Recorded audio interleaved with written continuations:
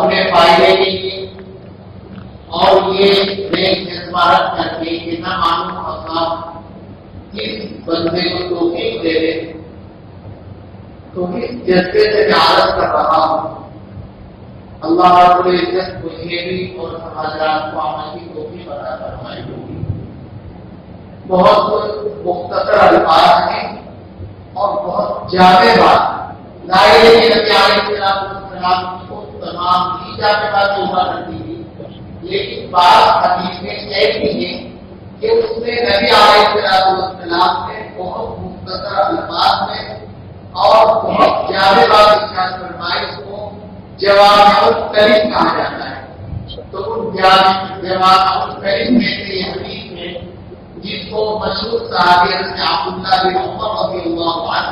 نقل کرتے ہیں کہ آپ علیہ السلام نے ارشاد فرمایا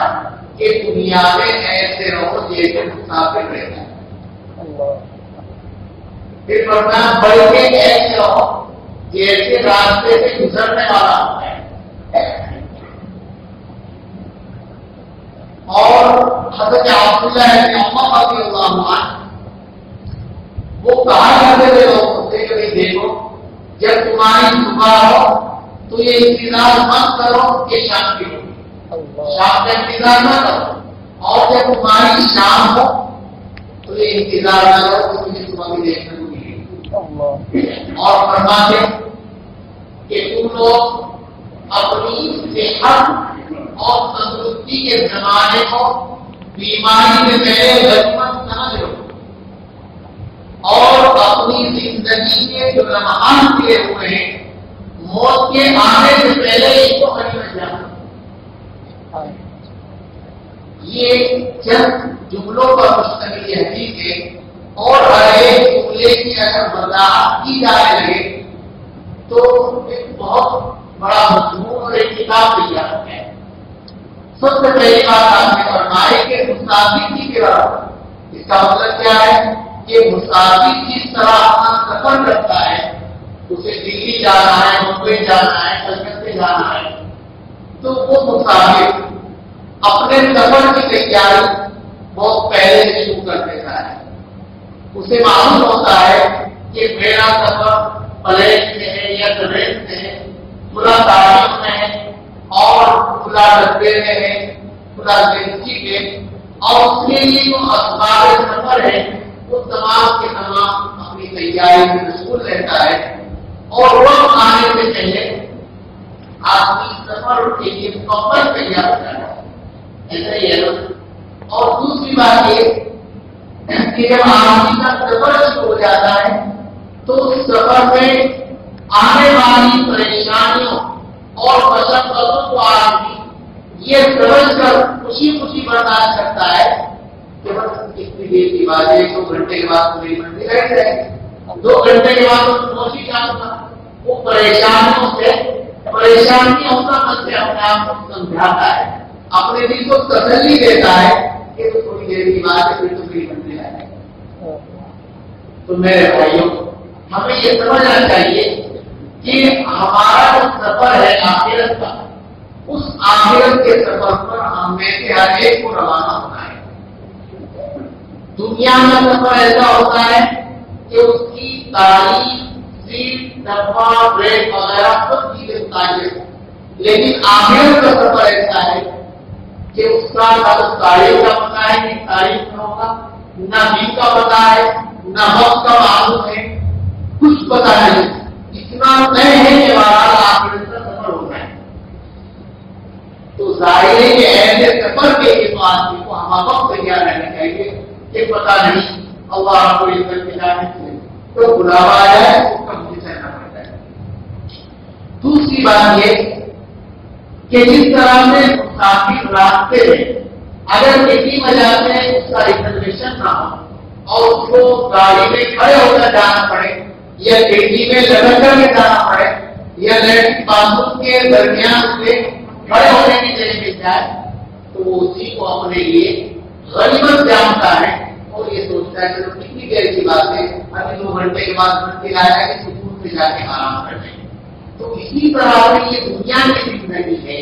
یہ سفر جو چل رہا ہے ہماری زندگی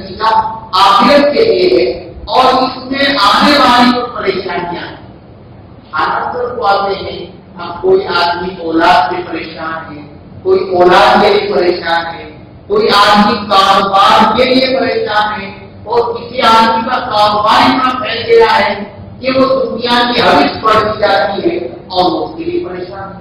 हर आदमी परेशानी के साथ अपना वक्त गुजार रहा है। ये दुनिया के हिस्स और हविस ऐसी है कि जो कभी आदमी की खत्म नहीं होती, बल्कि अगर एक दुकान चली तो आदमी दूसरी का फिक्र होता है, दो दुकानें हो गई तो सोचता है कारोबार ऊपर जाए, तीसरी का फिक्र होता है। इसी तरह से कोई और बिजनेस कारोबार चल रहा है तो उसको बढ़ाने के लिए आदमी की बराबर बराबर आयु बढ़ती चली जाती है। यहाँ तक कि हदीस में आता है मायम का जो आदम इज्जत हुआ कि इब्ने आदम के पेड़ को या उनकी ख्वाहिश को कोई चीज नहीं बढ़ेगी अलावा मिट्टी से। जब तक कि वो कब्र में नहीं चला जाएगा तब तक उसकी ख्वाहिश बढ़ती चली जाएगी। मुझे एक वाक़या याद आया, मशहूर बुजुर्ग हजरत मौलाना पीर फकीर हजरत फरमाते कि ताजुब के वक्त में था, फोन की घंटी बजी तो मुझे हैरत हुई कि कौन है फोन करने वाला। मैंने फोन उठाया तो पूछा नहीं कौन, उन्होंने बताया कि हजरत मैं एक खास मकसद के लिए आपने इस वक्त फोन किया है। आज मेरा एक टेंडर छूटने वाला है फैक्ट्री के लिए, आप उसके लिए दुआ फरमा दीजिए कि वो मेरे हक में टेंडर है। यीशु के साथ का वक्त है, मुझे ख्याल हुआ कि हजरत मैदान में मेरे लिए दुआ फरमाते तो मेरा काम बन जाएगा।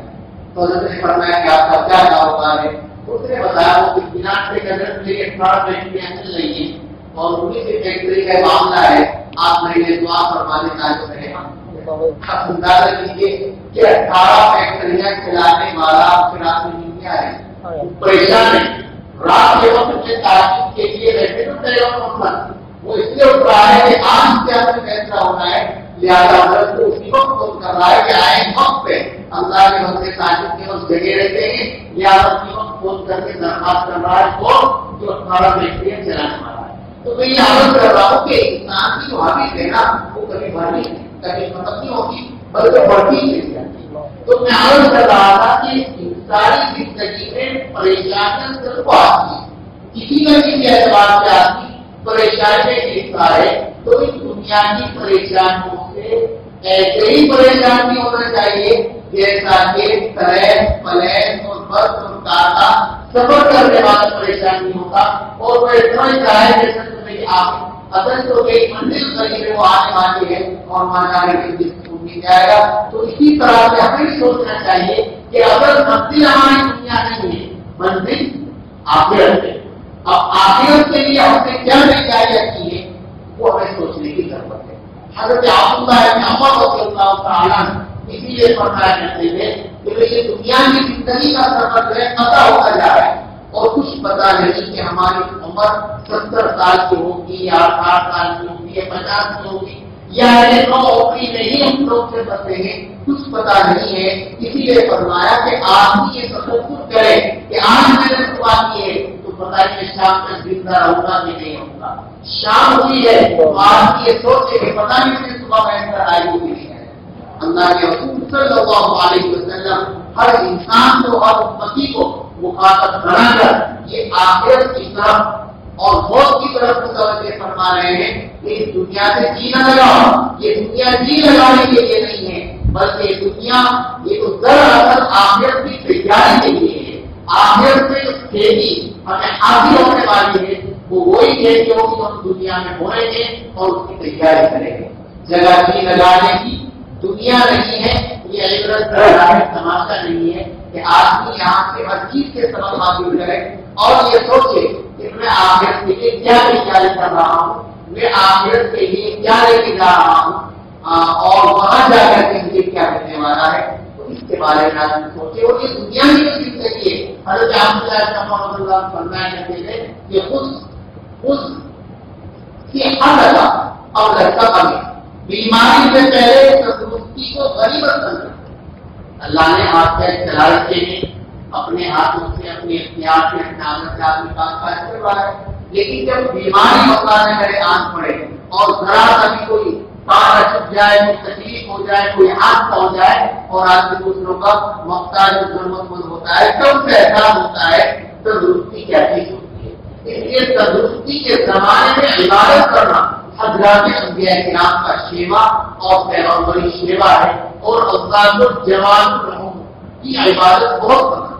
یعنی نو عمری میں جو عبادت کی جاتی ہے جوانی میں، کہ آدمی کے سارے اعضاء بھی جوان ہے اور جوش ہے، جذبہ ہے، اس کے باوجود اللہ کا خوف اور اللہ کا ڈر بھی کر کے آدمی کیا کرتا ہے؟ اللہ کی رضا، اللہ کی خوش خوشی کے کام میں رہتا ہے، گناہوں سے بچتا ہے کہ میرا رب اس سے ناراض ہو جائے گا، اگر میں نے گناہ کیے تو اللہ کی ناراضگی اور اللہ سے ناخوش ہو جائیں گے، اس لیے گناہوں سے بچتا ہے۔ اسی لیے حدیث میں آتا ہے کہ قیامت کے دن 7 قسم کے لوگ ایسے ہوں گے جن میں اللہ تعالیٰ، جن کو اللہ تعالیٰ قیامت کے دن اپنا خاص سایہ عطا فرمائے گے۔ ان 7 میں ایک آدمی ہوگا شاب نشأ عبادت اللہ، وہ نئے جوان، سارے جوان کہ جو اللہ کی عبادت اور بندگی میں پلا بڑھا اور جوان ہوا اور اللہ کی عبادت کرتا تھا۔ تو اس بات سے میں اپنے نوجوان بھائیوں کو بطور بات خیر بھائی اور ہمدردی کے ساتھ توجہ دلاتا ہوں کہ اس دنیا میں جی نہ لگائیں بلکہ آخرت کی طرف متوجہ ہوں، اور آخرت میں جو چیزیں کام آنے والی ہیں ان کی طرف ہمیں توجہ کرنے کی ضرورت ہے، اور یہ دنیا کی زندگی، اس زندگی کو ہم غنیمت سمجھیں اور اس سے فائدہ اٹھا لیں، ورنہ اس میں کیا ہوگا؟ اللہ تعالیٰ نے برے لوگوں کے لیے جہنم اور نیک لوگوں کے لیے جنت کو تیار کیا ہوا ہے، اور حدیث میں آتا ہے ناؤ کی شہوات وہ جنت بالمکہ ہے کہ اللہ تعالیٰ نے جہنم کو لذتوں کی باڑھ سے گھیر دیا ہے اور جنت کو احکام شرع کی تکلیفوں سے گھیر دیا ہے۔ کیا مطلب؟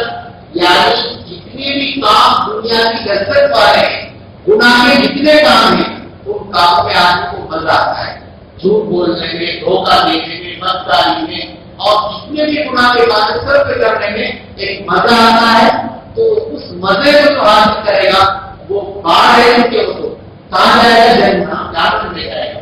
اور فرمایا کہ جنت کو اللہ نے مکارے یعنی محنتوں اور مشقتوں سے گھیر دیا ہے، یعنی وہ تمام کے تمام نیک کام کہ جس میں طبیعت کو بور ہوتا ہے، گرمی ہوتی ہے، صبح سویرے سویرے سردی کے زمانے میں ٹھنڈے پانی کے وضو کرنے میں تکلیف ہو رہی ہے، روزہ رکھنے میں تکلیف ہو رہی ہے، نماز پڑھنے میں گرانی ہو رہی ہے، لیکن صحیح بات یہ ہے کہ یہ مشقت اور یہ گرانی اور یہ محنت یہ کیا ہے؟ جنت کی باڑھ ہے، اس کے اوپر جو چلیں گے وہ جنت میں پہنچ جائے گا۔ یہ فلسفہ ہے اور یہ سمجھنے کی بات ہے کہ اللہ کے رسول صلی اللہ علیہ وسلم یہ سمجھانا چاہتے ہیں کہ جتنے بھی لذت والے کام ہیں اگر تم ان کو حاصل کرو گے، گناہوں میں لگو گے تو تم کہاں جاؤ گے؟ جہنم میں چلے جاؤ گے۔ اور اگر تم ان کاموں کو کرو گے جن کے کرنے میں بتائی مشقت ہوتی ہے، طبیعت کو بور ہوتا ہے، طبیعت پر گرانی ہوتی ہے، بھاری کرتا ہے، وہ کام اگر تم کرو گے تو جنت میں جاؤ گے۔ آپ خود دیکھ لیجیے کہ قرآن پاک کی تلاوت میں نماز پڑھنا ہے، زکات دینا ہے، اللہ کی راہ میں مال خرچ کرنا ہے، روزے رکھنا ہے، اور اسی طریقے سے جتنے بھی کام ہیں نیک، تو نیکی کے کاموں میں تکلیف آدمی طبعی طور پر محسوس کرتا ہے، حالانکہ تکلیف نہیں، اس لیے کہ حدیث میں آتا ہے تکلیف یسر، دین تو آسان ہے، تکلیف ان لوگوں کو ہوتی ہے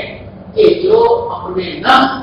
کی پیروی کرتے ہیں، نفس کا کہنا مانتے ہیں اور اس کی اتباع کرتے ہیں، تو ان لوگوں کو گہرائی محسوس ہوتی ہے، ورنہ اللہ تعالیٰ نے دین کو بہت آسان بنا دیا ہے۔ اس بات سے ضرورت ہے ہمیں اس بات کی کہ حضرت عبداللہ بن عمر رضی اللہ عنہ فرما رہے ہیں، اور نبی کریم صلی اللہ علیہ وسلم کا ارشاد میں نے آپ کے سامنے نقل کیا ہے کہ ہمیں مسافر کی طرح رہنا چاہیے اور اسی طریقے سے ہمیں پریشانیاں برداشت کرنی چاہیے، اور یہ کہ ہمیں آخرت کے کاموں میں لگنا چاہیے، اور یہ سوچنا چاہیے کہ پتہ نہیں اللہ تعالیٰ کی جانب سے کب بلاوا آ جائے اور کب ہمیں چلنا پڑ جائے اور ہمارے پاس لے جانے کے لیے ہے کیا، اس کی طرف ہمیں توجہ کی ضرورت ہے۔ اللہ تعالیٰ مجھے بھی اور حضرات کو آمد کی توفیق عطا فرمائے اور پورے آخرت کا شکر اللہ تعالیٰ